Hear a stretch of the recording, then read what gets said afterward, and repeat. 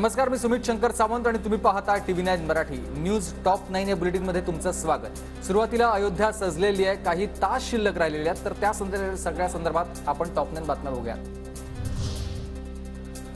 उद्याच्या राम मंदिर सोहळ्याचा उत्साह संपूर्ण अयोध्या नगरीत सजली। राम मंदिराच्या मुख्य प्रवेशद्वाराला विविध रंगी फुलांची आकर्षक सजावट।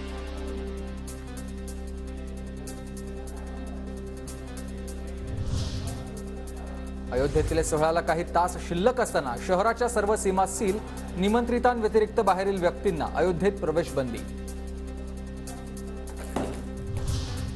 रामलल्ला प्राणप्रतिष्ठा सोहळ्याच्या पार्श्वभूमीवर संपूर्ण अयोध्येला छावणीचं स्वरूप।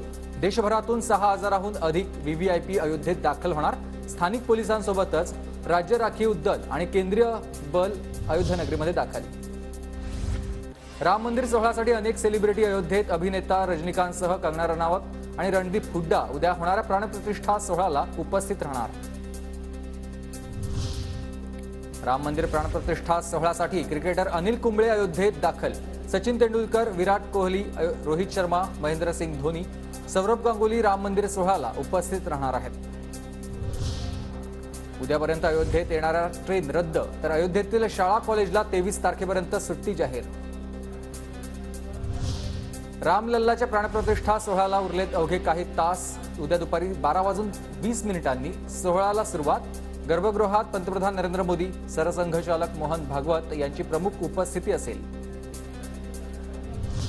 उद्याच्या कार्यक्रमासाठी अयोध्येत होम हवन कार्यक्रम निर्विघ्न पार पडावा यासाठी पुजाऱ्यांकडून वेद मंत्र पठण।